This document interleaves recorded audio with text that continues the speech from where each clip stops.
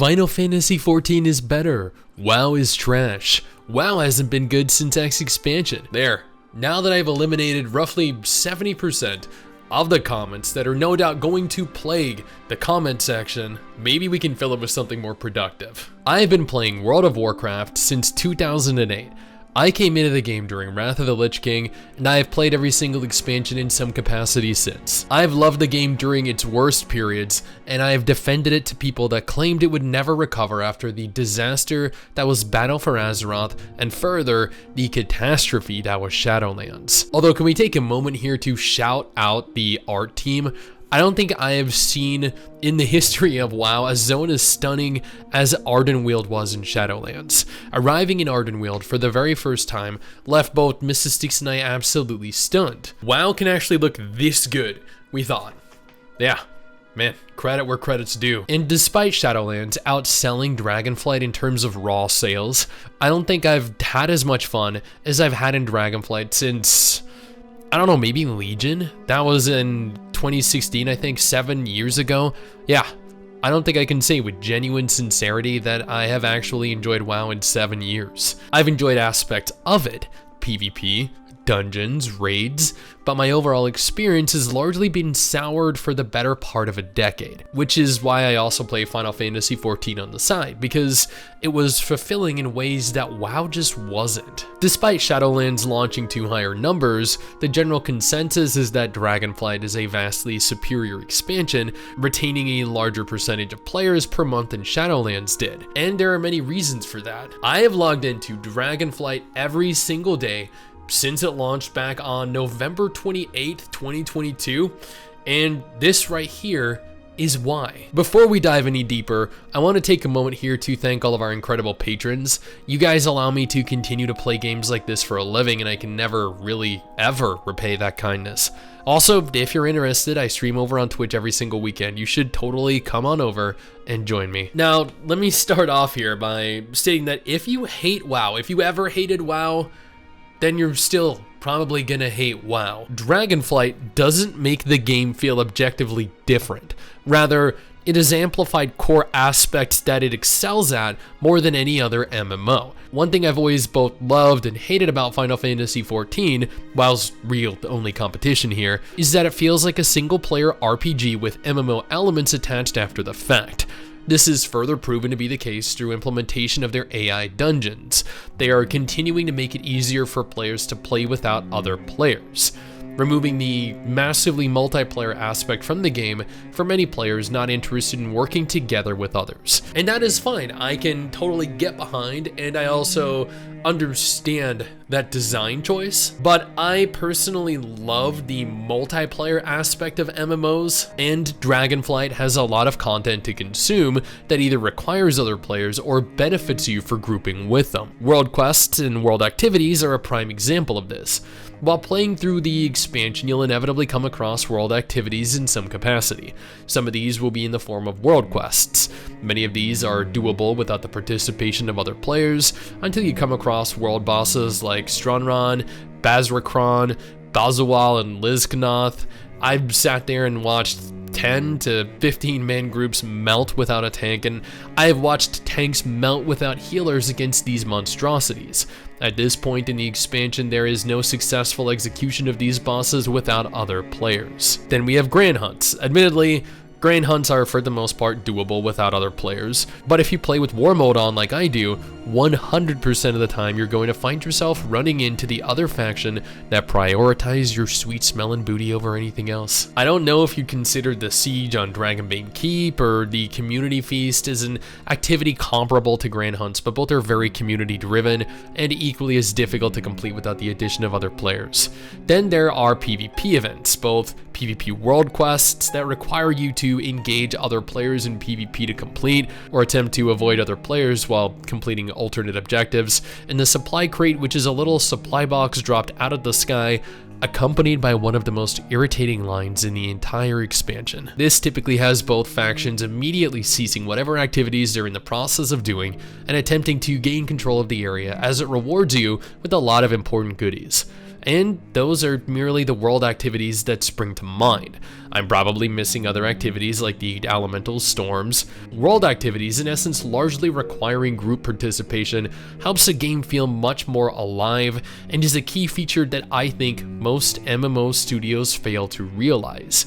Dragonflight feels more alive than it has been in years. There are people everywhere consuming everything the expansion has to offer, and from a world perspective, that alone is a massive win. But there's so much more than world content. PvP, dungeons, raids, the reputation grind, which has admittedly been overhauled to actually be tolerable. Something that I never thought I would openly admit when it comes to reputation grinds in an MMO. Grinding from unfriendly or neutral to friendly to honored to revered, and then finally to exalted has never been a fun journey for me. It has always provided an alternative way to waste your time when you run out of other things to do, but this is an arduous process that needed overhauling. Thankfully, I believe it was Shadowlands that introduced a level-based reputation system which Dragonflight improved upon that is interwoven with the game itself, providing a surplus of levels without any real participation in content outside of the main story. As you continue to engage in other activities out in the world, your reputation will continue to increase.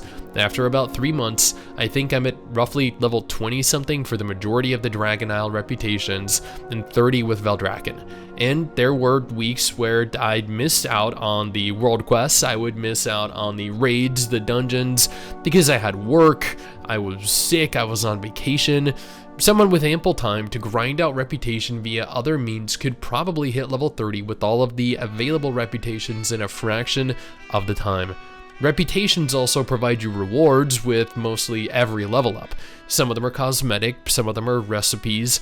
All of them will appeal to at least part of the player base. The overhauled reputation system present in more recent incarnations of the game is such a refreshing change of pace, and I cannot thank them enough for making it so much more rewarding, yet also less time consuming to achieve. There is an extensive amount of PvE content present in WoW. I think if you tally the content from each expansion, it probably has more PvE content, instances, and general features than any other MMO online right now.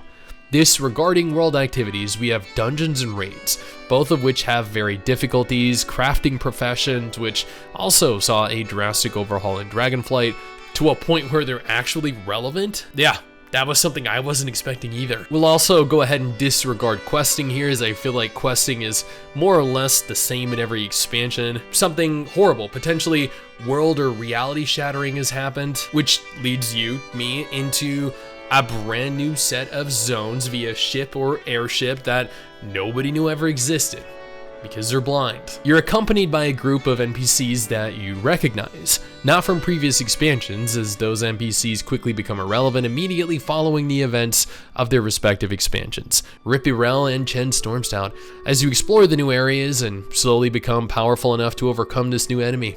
Again, I haven't been a competitive raider since, I think, Mists of Pandaria. That year of Siege of Orgrimmar and Hellfire Citadel really burned me out. We should never be forced to run the same content for that length of time without new content ever again. So, in Shadowlands, and even in Dragonflight, raiding at a higher level has never been of interest to me. Mythic plus dungeons, definitely, and I'll touch on that in just a moment. But raids require significantly more people, time, and have a much larger margin for error. Difficulty tiers consist of LFR, which you can queue for with a group of randoms, normal, which you can't queue for, but use a group finder for that generally puts you in with the same caliber of randoms, heroic, much the same in terms of player skill as normal, just with marginally higher item levels and much higher inflated egos, and then Mythic. My wife, Mrs. Stix, is pushing Mythic raids as of the end of February 2023. She spent the first few weeks of February learning and completing Heroic, and is now stepping foot into Mythic. I am personally far too much of a casual pleb for me to ever care enough to do that. I have completed LFR, and I am more than content with that. Each difficulty tier gets progressively more difficult, with Heroic and Mythic generally requiring guild, statics, or Discord groups of people, and verbal communication and coordination to successfully complete. LFR and Normal aren't really that difficult. I think Mrs. Stakes completed Normal the first few weeks it was available, but don't quote me on that. The raids have always been fun in WoW and are a major part of why I come back each patch. New raids, new mechanics, new grinds for transmog or motivation for me. And seeing how the raids are built, seeing the new mechanics that are present, it's all pretty thrilling. Even if I really only see those mechanics through looking over that Mrs. Styx' screen. Mythic Plus dungeons, and dungeons in general really, are a much more efficient waste of my time.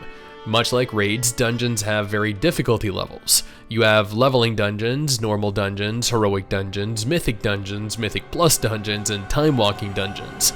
Leveling dungeons are about what you'd expect, while leveling from 10, 15, I forget the minimum level for entry.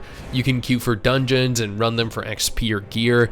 Each expansion has their own selection of dungeons with their own themes, their own bosses, and their own mechanics, which is very cool. Burning Crusade has a lot of orc-related dungeons set in the Outlands. Wrath of the Lich King is a lot of Nordic and magical dungeons, where Battle for Azeroth and even Dragonflight have dungeons that are entire zones or areas out in the world. After hitting level cap, you begin attempting to gear up for current content, which means introductory gearing via normal difficulty dungeons. Maybe heroic dungeons if you were lucky with gear drops. Heroic dungeons are the same dungeon as normal, but with higher enemy HP pulls and higher damage.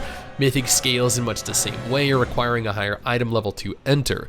Time walking dungeons, on the other hand, are the opposite and scale your gear to a level appropriate to the dungeon, which can be from any expansion. Where the true difficulty lies here is in Mythic Plus dungeons. And we're not talking Mythic 0 or Mythic 2. At the time of writing this, I have cleared Mythic 15s through Mythic 19s and achieved a rating of 2248. And for me, that is pretty damn good. I will probably attempt to push 2400 over the next few weeks, maybe the next month, in anticipation of getting Keystone Master. Mrs. Styx, on the other hand, has cleared 18s through 20s for hers and is sitting at over 2500, having achieved Keystone Hero, one of the most prestigious titles in the entire Mythic Plus dungeon scene. For some of you, this might not really be much of an achievement, but for Mrs. Styx, who was mained a Disc Priest since the final month of Shadowlands and came into Dragonflight with a nerfed class that only recently became slightly more viable, this was a challenge, and I am infinitely proud of what she has achieved. Mythic Plus dungeons, especially once you begin running plus 18s or above, are just something else altogether. If you're not paying attention to the direction of an enemy, dead. If you're not aware what skill every enemy is using, dead. If you forgot the boss had one-shot mechanics, dead. This is such a horrifyingly difficult yet simultaneously rewarding experience, and I'm glad that at least for the majority of my clears, Mrs. Styx has carried me through them. She's cleared Savage and Ultimate raids in Final Fantasy XIV as well, and is generally considered to be quite the professional raider, although she won't admit it. Beyond the difficulty of dungeons and the reward for completing them, progressively higher item level gear, and rewards in your Great Vault, which, for those of you that are unaware, rewards players with gear based off of their highest performance in PvP, in raids, and in Mythic Plus dungeons. Dungeons introduced in Dragonflight are absolutely gorgeous. The No-Cut Offensive is one of the largest, most open dungeons I have ever seen. Brackenhide at launch was absolutely hilarious to watch as everyone continued to just die to poisons, which admittedly is going to be an absolute treat to experience in the next Mythic Plus season. PvP is something that I've always enjoyed in WoW. Open world PvP, instant PvP, I engage in every type, and it has always taken up a large portion of my playtime. I remember back in Warlords of Draenor, there was a region called Tanan Jungle that had a lot of uneven ground. I would go and play my Warlock. I would set up a lock portal on the high ground. I would go to middle ground. I would swap my spec to Affliction and just start melting people before they had any idea of what was going on. This would result in mass skirmishes between Alliance and Horde that would result in potentially hours worth of open world PvP fun. But I have never attacked lobies or leveling characters. On the contrary, I'd always be on the lookout for players doing so and camp them as reward for picking on players without any means of defending themselves. I think open world PvP can be very rewarding and even more enjoyable, but there is a very toxic nature to it as well. This can be found in all competitive video games though, and is not specific to WoW. PvP world quests make open world PvP even more fun, as you get to group up with a few other people and work towards decimating the opposing faction, or attack your own. But that is kind of frowned upon. Not that I know from personal experience, of course. PvP also takes the form of instanced arenas, skirmishes, and battlegrounds. Arenas and skirmishes involving 2v2, 3v3, and 5v5, with battlegrounds and epic battlegrounds varying from 10v10 to 40v40.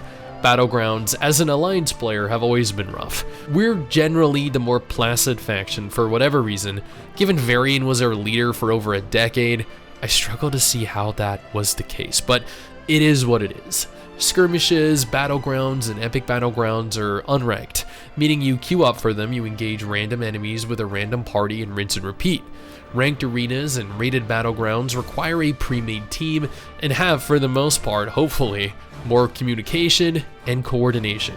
You also obtain rewards, cosmetics, and mounts to higher your rating gets. PvP can definitely be a monotonous aspect of the game, but as an avid PvPer in every game, FPS, MMO, it's something that I just cannot get enough of, and you do not get much better than PvP in WoW. One aspect of Dragonflight that I've really enjoyed, aside from the Overhauled acquisition of faction reputation, is the Dragonflying. I know that there are many people that claim Blizz stole the idea, then further some of the animations from Guild Wars 2. I'm not here to contest that opinion. I'm not here to change your mind. They very well may have, just as they stole from other games in the past. Just like Final Fantasy XIV is stolen from other MMOs. So is Guild Wars 2, The Elder Scrolls Online. Ideas, features, mechanics, these aren't things that are exclusive, that are a single game's intellectual property. Exploring the Dragon Isles in WoW, I taught my trusty steed Elizabeth, who I nicknamed Lizzie because dragons are... Well, I mean, it's actually kind of embarrassing if I have to explain this. So let's just assume here that you all know why I named her Lizzie. The speed, the dual riding, additional abilities like disorientation, these are all features that need to be a thing moving into the future. If the next expansion removes this type of flight from the game, it is going to severely inhibit our enjoyment when it comes to exploring. The dragon races are also kind of fun, albeit at times annoying, randomly hitting the ground, hitting walls, losing track of where the rings you need to fly through are. How does Sanic find the time and patience to do this full time? Something I dislike about Dragonflight, however, is that they still haven't touched on racials. Years later, there is still a severe imbalance in terms of racial strength, especially in PvP. I'm aware that humans had every man for themselves for years, and I also agreed a free trinket was definitely unfair. But giving Orcs Blood Fury a raw attack power boost for 15 seconds on a 2-minute cooldown, and hardiness as a passive reducing stun duration by 20% is just absurdly game-breaking. To get the most out of PvP, you're always going to want to play as an Orc purely for the racial that reduces stun effectiveness, which forces many of us to play Orc, or deal with being at a permanent disadvantage. Dragonflight has not addressed this, and it doesn't seem likely Blizz have any intention of addressing this in the future, to the misfortune of many of us. Gearing in WoW has always been pretty hit or miss with me. On the one hand, I hated being forced to raid to be competitive in any non-PvP related content. I also hated that PvE players often had their gear be more effective in PvP in the open world, but understood the necessity for it. Gearing in Dragonflight is so much better, both PvE and PvP gearing. On the one hand, you can obtain the best gear in the game through various means, Mythic Plus dungeons or raids. Raids provide you class set pieces and dungeons don't, but thankfully you're capable of converting a single piece of dungeon gear per week to a set piece. Both are fantastic, yet alternate ways of obtaining the highest item level gear in the game and have completely different difficulties and requirements. Gearing for PvP is easier than ever. You can do battlegrounds, skirmishes, or arenas to obtain honor and conquest points to exchange for their equivalent gear. You can do PvP world quests, which reward PvP pieces of varied quality. The supply crate rewards you with bloody tokens that you can exchange for PvP gear. You can do a weekly quest to obtain a number of sigils in a specific Dragon Isle zone, rewarding you with a class set piece of PvP gear that is a couple item levels lower than conquest gear, but potentially more effective given the set bonus itself. Thankfully, there's no more Titan Forged BS or Azerite power necessary to upgrade. Upgrading is as simple as farming honor or valor, and achieving the prerequisite ranking required to upgrade to the next level. Again, the sheer number of quality of life improvements implemented in Dragonflight are tremendous, and I do not think I could be any happier with how things have been going. They've also overhauled the leveling experience. Before, you'd be required to level through vanilla, then slowly progress expansion by expansion until you make it to current content. With the amount of content present between beginning and endgame, it was not a fun experience for new players or old. The new overhauled leveling experience provides players the option of selecting an expansion after a small introduction to the game and leveling through that entire expansion before hitting current content, or being able to alternate between any expansion at any given time merely through returning to the faction capital. This makes leveling ults much more friendly and enjoyable. One thing I do dislike about the new leveling experience though is how you're limited to the dungeons of the expansion you're synced to. I enjoy a little bit more freedom to choose my dungeons, but this is more of a personal thing. I will note that they have made pretty significant alterations to crafting and professions in Dragonflight, and I'll admit this upfront right away, I'm not going to do this portion of the video any justice whatsoever, as I do not craft and I do not engage in professions. Those are just aspects of MMOs that I do not enjoy in any capacity, ever. But I know how irrelevant they have been the past few expansions and how relevant they are in this expansion, largely thanks to being able to issue work orders to other players and provide them an alternative means of making money in-game. From what I understand, and my understanding of this is still very limited, so excuse any inaccuracies, you level your Dragon Isle professions, you obtain recipes through a number of varied means, and you craft Dragon Isle exclusive armor, weapons, potions, gems, and so much more. These can be unbelievably handy, with some crafters able to craft item level 418 pieces on occasion, an item level higher than what most of us will ever be able to achieve. I don't think I've seen crafters this happy in a long time, and it is very reassuring to see. World of Warcraft is far from being a perfect MMO. Yet for all of its flaws and the mistakes that Blizz has made with recent expansions, Dragonflight is an incredibly refreshing change of pace. It's nothing groundbreaking, it doesn't innovate the genre or try to take the game in entirely new directions. It doesn't try to be the next Burning Crusade or Wrath of the Lich King. Instead, they've listened to feedback on what players wanted, both in terms of content, in terms of features, and even the removal of features or functions. They've crafted a story that isn't cringe or written by an emo edgelord teenager like Shadowlands. It isn't pushing the "Alliance good, Horde bad, we all fight now" narrative, and instead provided us what is arguably an expansion that feels like a new, fun fantasy game. This is what an expansion should be. Fun, filled with content and features that players want, that at the same time caters to both casual and competitive players. And after seeing how good Dragonflight is, again, not exceptional, not "oh my god, this is the best thing ever," but how genuinely good it is, I fear for the next expansion. Thankfully, we have a lot of Dragonflight left, as they've got a roadmap available for all of 2023, and it looks like there's a lot to look forward to.